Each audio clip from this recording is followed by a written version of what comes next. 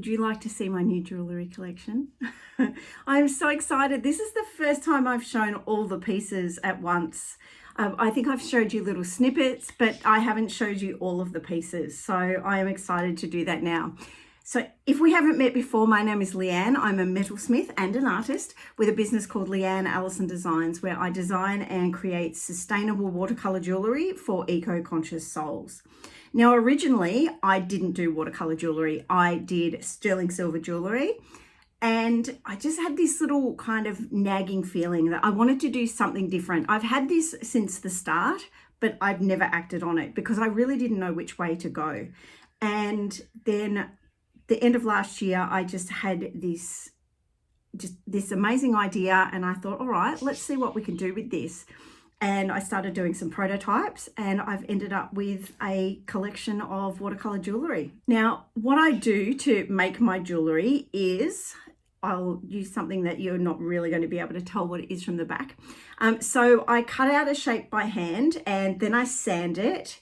I apply a watercolor ground, which is basically a substance which makes the metal have a coating that's a bit like a watercolor paper, and then I'm able to paint on it using watercolors. So I have my trusty Winsor and Newton pan set, and I paint watercolors directly onto this ground which is on the metal.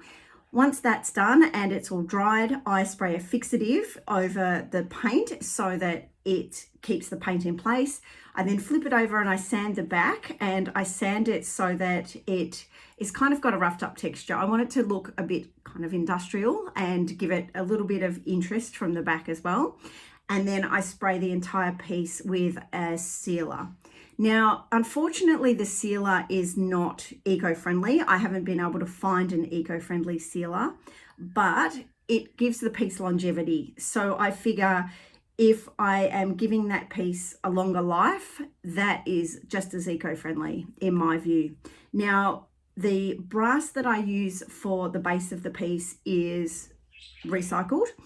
And if it's not, it can be recycled. That's one of the great things about brass. It is infinitely recyclable. So I can take it to my local scrap metal merchant and they can send it off to have it recycled.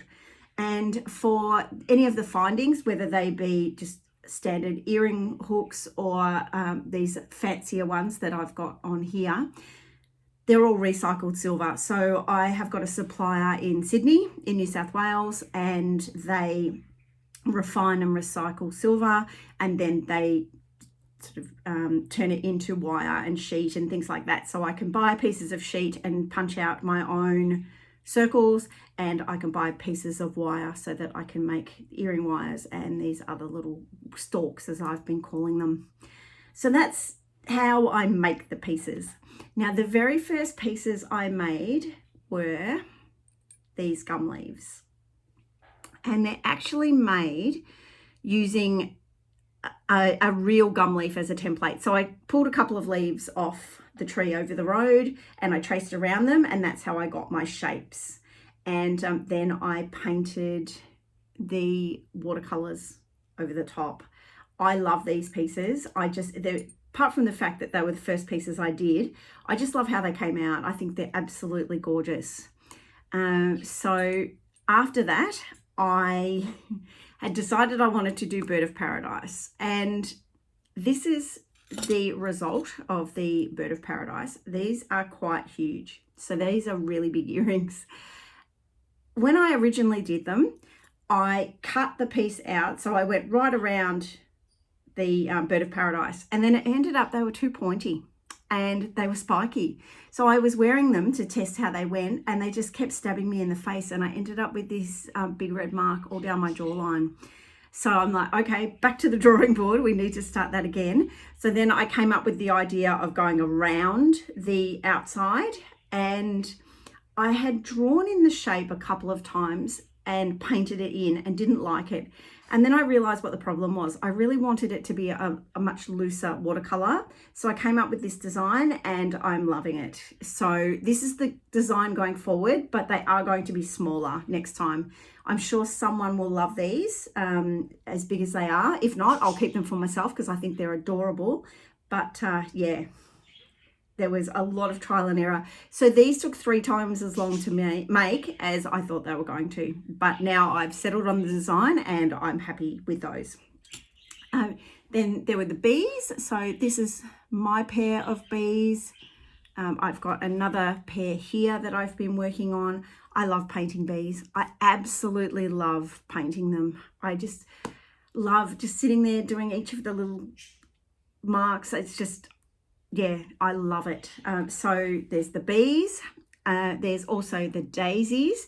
These have been popular. I've already sold a couple of pairs of these, and yeah, I think these will be one of my bread and butter pieces.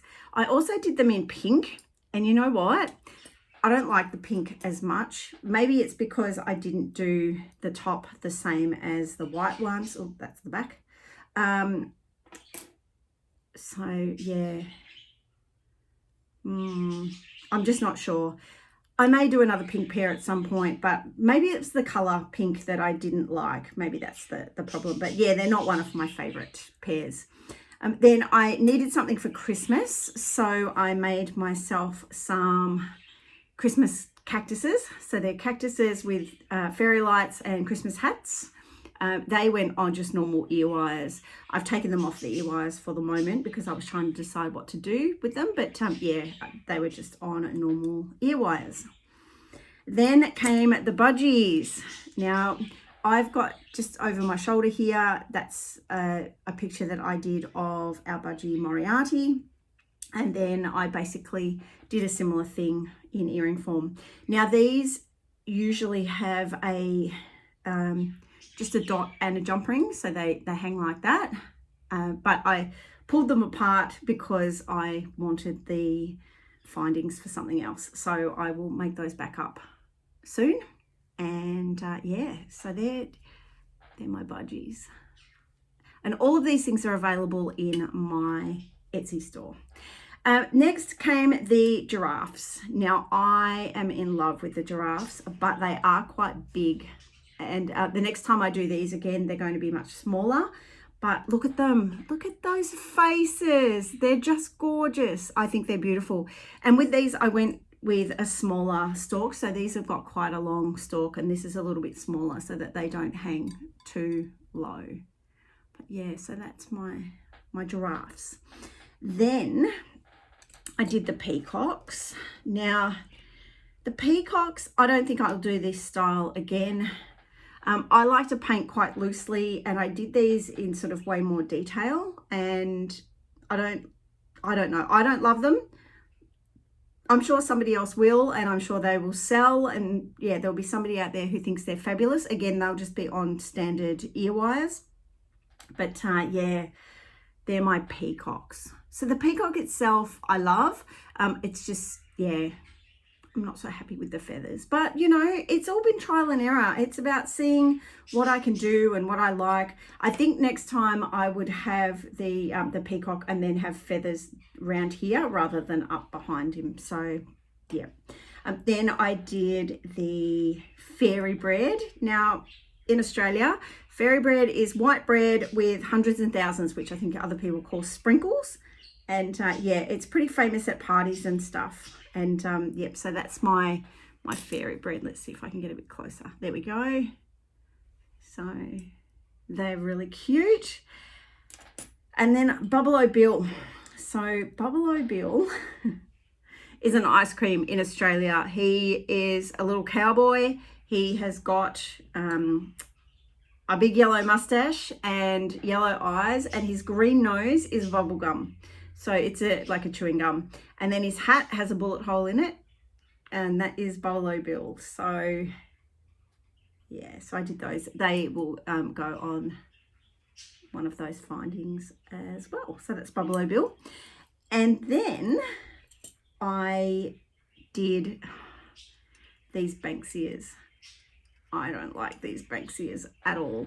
They're kind of growing on me, but I don't love them. I don't know whether it's the colour. I don't think it's the colour. I think maybe it's just the shape or the painting. I don't know. You know, there are times where I paint something, I think that is just hideous and I don't like it. And yeah, unfortunately, these Banksias are one of those things. I don't think they will be part of my collection going forward. So somebody will get themselves a one-of-a-kind pair of Banksias. What was next? Oh, ladybirds. So I did larger ladybirds on the stalks, and then I did smaller ladybirds just on earring wires. I haven't added these to the Etsy store yet, so I need to get around to doing that. But yeah, so that way you've got a couple of different designs. And then last but definitely not least, my cherries. Now I love these cherries. I think they're gorgeous. So there's the larger ones on those longer stalks. So that's my cherries. And then there's the smaller cherries, which are on the just the little earring wires. So that's the whole collection. What I'll do is I will put some photos up and they can run through and then you can see them. And yeah, at the moment all of these pieces are, or nearly all of these pieces are available in my Etsy store. And yeah, I'm going to be adding some new pieces as time goes on. But yeah, this is that first look at all of my collection. I've got some new ideas. I have sketched out a little fox that I'm going to work on.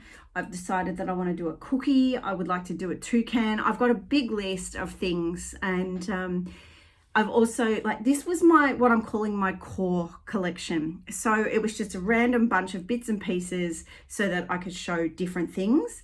And then after that, what I want to do is to do a sub collection every couple of months. So yeah, as I said, I think I said, maybe I didn't, botanicals, critters, maybe Australiana, birds, food.